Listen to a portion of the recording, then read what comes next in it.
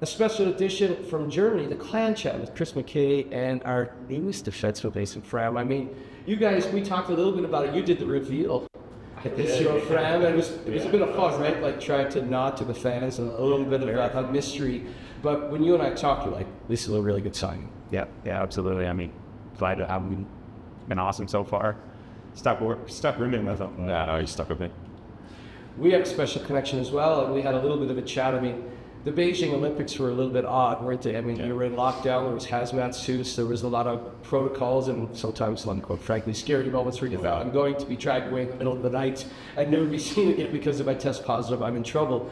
But I said to you at that point, it doesn't really matter though, because you forever will be an Olympian, and that's something that doesn't matter if you win the gold or you don't make the final or whatever, forever an Olympian. I mean, what does that mean to you and your family? I think it was amazing. I think for me especially, obviously my family today, they were all very proud, very excited to be part of it. It's, like you said, it's something I'm always going to remember, and the experience was incredible. When you look back, and we kind of touched on it in the halls of break, and you're like, the only regret was like, obviously the family couldn't be there, because there was no one in the building. And I could hear everything that all of you guys said to each other in the heat of battle, which was colorful as you could expect. But when you look back, whether your family are there or not, that sort of pride to get to be an Olympian, and you and I know it too, right? Like we talk about the Oilers and we talk about the different levels of hockey. It's just one of those things that, do you still kind of pinch yourself? Because I'm lucky, I just found out I'm going to Milan Cortina for the Winter Olympics for work, and I mean, the EIHL will be there, so that'll be special. Yeah. I look back at Beijing as like a badge of honor because we kind of got through that COVID games. Yeah, like you said, like remember the testing protocols, like you do that every day. Just passing that suits of that, and like just quite scary at times. You want to avoid everybody, and you're not allowed to do anything, and it's all being watched and everything. It's quite the process that you're going through. And I got like, at least you're kind of going through it with your team and stuff, and kind of almost laughing about what you're actually doing. But yeah, it's something that just you kind of I not that I forget about it, but when someone brings it up, you go, like, well, yeah, like I did do this. I kind of forget it. Amazing. I would like an extra badge of honor to get through, because I did Tokyo as well as several Olympics, and I thought that was strange with the protocols. I think Beijing was a step above, wasn't it? It was kind of like popped down central. You and I talked about, I mean, back-to-back Stanley Cups career. You're building on the Oilers. I mean, we saw you guys tonight against Red Bull Munich, or today against Red Bull Munich. You guys played hard, we played fast. The breakout had options coming forward, kind of like Florida Panther hockey. And you said, look, tip your cap, the Oilers have two of the best players in the world, but the Panthers have the best systems. I mean, do you look at the way we played against the team with probably 25 times our budget, Red Bull Munich, and we gave them every problem they could see? Yeah, I mean, we're a team that's going to play hard. We play well. Corey's got some good systems, and I think, the Panthers are very hard nosed team, and we kind of emulate that as well. I said to you, walk down here, Brooks, I mean, he played for the Toronto Maple Leafs. He's a very skilled player, but he kind of thought you were someone else, I think, and he got in a scrum. And it looked to me like he went, oh, wait a second. I mean, I don't think he wanted anything to do with you.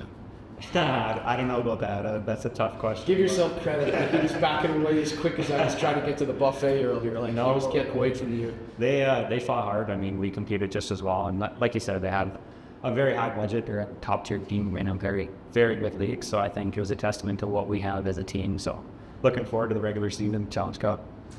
Talk about the Scottish Derby, because I don't want to talk about your ex-team too much. You were a Dundee Star, part of the Scottish circuit. Yeah, forgive him. But we open up September 13th. Go to EIHC.com. If you can't get a ticket, the webcast will be live, of course. Have you explained to some of the new guys, including about the Scottish Derbies and how important it is? Yeah, it's awesome. You get fans from both teams, and the atmosphere is incredible. Like the games are so fast and so hard to most. Everybody's competing with it. It's awesome. So I've been telling him it'll be an interesting matchup. You play a lot of games in the KHL. There's a lot of travel. There's a lot of extended road trips. I mean, it's early days, Marseille. You and I both missed Turla for different reasons. You played against Marseille. You're here in Germany for the Warrior Pro Tournament. Are you looking forward to getting better in life in the EIHL? Yeah. I mean, I've been talking to the guys, and I kind of forget, like, I've only really been here for about 8 or 9 days. So it has been a bit of a whirlwind, but I'm definitely really looking forward to kind of getting a little settled. just in the apartment, in the rink, and just your day-to-day routine and stuff like that, and kind of really get into the regular season and just like become champ too. So I'm just kind of really experiencing. It's quite a good culture, I think. Like, there's been improvements since last year. We had a pretty good season. We're within a whisker of overtime. It'd be like a playoff final weekend, which is like the Frozen Four or whatever. Like, it's where you want to be at the end of the season. So we were within a whisker of that. But the culture and that sort of compete, playing for each other, playing hard. Are you enjoying that? Because you're a part of this journey. You were one of the first people Corey wanted last year. We took the job. He said, I want that kid. The big guy from Dundee, beside your back. Like, are you seeing the progression and we're going in the right direction? Yeah, absolutely. I mean, what is there, 13 returning guys? I think that kind of says it all. Corey's done a really good job. The organization, the owners, top down, everyone's done a good job with kind of just improving year after year. So it's exciting. I'm glad to be a part of it. We were just talking about Mitchell Hurd. I mean, did you know Hurdy? Like, did the guys tell you, like, some nights he's the best player in the league, but he also could be the toughest player in the league, other than maybe you, perhaps. But he like, that Appelschauser instance for anyone tuning in during the Red Bull Munich game, I think that guy is like a 6'6" guy. I think he's an Olympic as well, Appelschauser.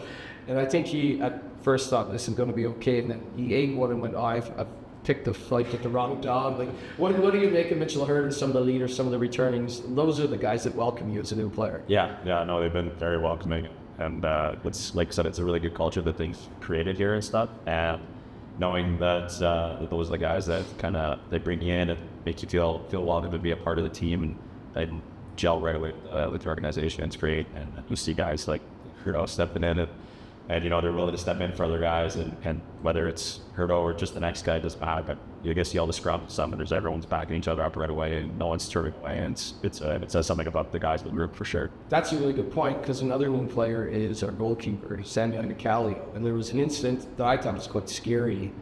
A spare tackle in rugby could get you a couple of months banned in terms of rugby, global rugby.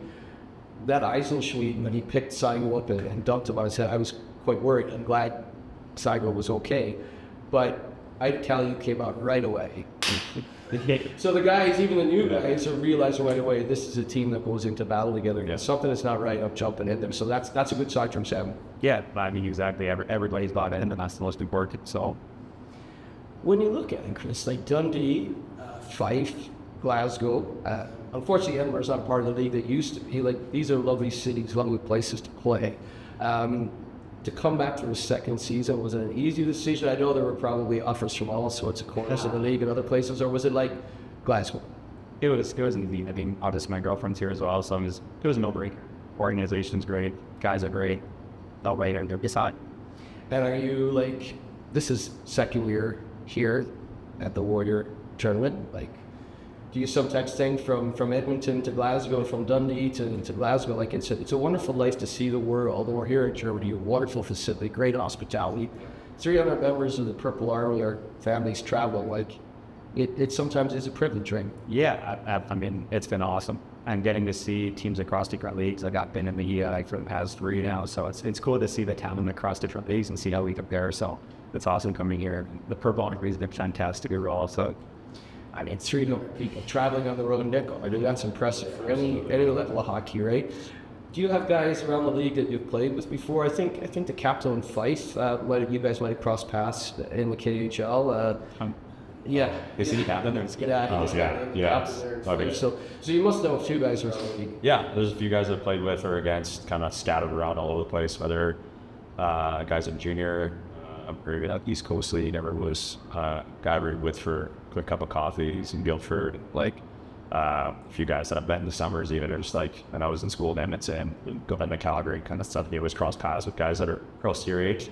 So there's been definitely a few guys, a couple guys I went to college with or played Carter for a long time, and one was still there. So yeah, there's been guys kind of everywhere. So like I knew a little bit about what I was getting into just from what they've said or other guys have told me about the league before. But yeah, there's always somebody that you can. It's a small play with hockey. Yeah. You always know somebody.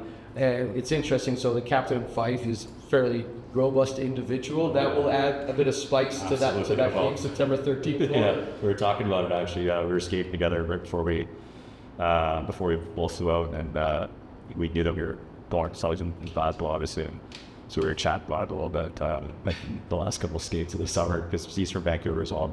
Oh, there it goes. Well, they were trying to kick us out of the arena there. That was a great edit point for Cameron Craig. I mean, yeah, look, he's a tough individual. He could play, right? Yeah. He could play in the KHL if you're just a tough character. What are the experiences you'll learn? I mean, we're tough travelers, tough opposition.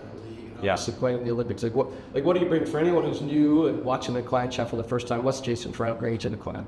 Well, I think just the level of travel that you have to do in that league, it really tests you a lot. And just know that when you're playing those games, that you've just flown for 8 hours, a 4-hour time change, slept for 3, and then wake up and off you go to the rink to play another game. It really tests you, and you really have to dig deep and find the energy, and you have your routines and stuff that you kind of align to play well and perform every single game. Thankfully, there's not too many back-to-backs in that league, but yeah, it's been crazy. And so I think for me, especially in that league, I was kind of talking about Munich as well. That I'd say it's very comparable to guys in that league, the level of caliber that they have. Their imports here and the imports there is pretty similar. They're significant guys that we cross over. But so playing against those guys for a few years, you really learn, like, you have to take care of the puck, be really responsible defensively. You can't lose your guy for a second. There's all these little things that just, you make one mistake and they score a goal, and everyone's pointing at you. So you learn pretty quick. Dash one. Don't be that guy. Exactly. You learn very fast to try not to be that guy. Yeah. Otherwise, you're in the stands real quick. That's quick. Yeah. We were joking, the hotel we're in Kaufeuren is animal friendly. There's cats in the lobby, there's dogs barking. It's quite an interesting weekend, and the hospitality's been great. But you just told me you guys are forced to be roommates. I mean, who's the messy one? Who's the one that you're going, oh my goodness? I get the sense that you're probably pretty regimented. Like, is he a good roommate? I won't do him dirty on camera. I mean, it's been a fun weekend so far. Another game to go. When this probably is released, the weekend will probably be over. We'll be back in getting ready for that September 13th game, and then we've got Manchester, our first league game, is a few days after that, September 17th. So it's going to come fast and furious, and that's the one thing. Before you know it, it'll be Christmas. So I know you need to get back to the hotel. I know you need to get refreshed and ready to go on Sunday here at Kaufeuren. So Matt, thanks for taking the time to join us here. The lights were going out. They're trying to kick us out of the building, so I guess it's time to go. Thanks for taking the time, fellas. Yeah, bro. Thanks for having us.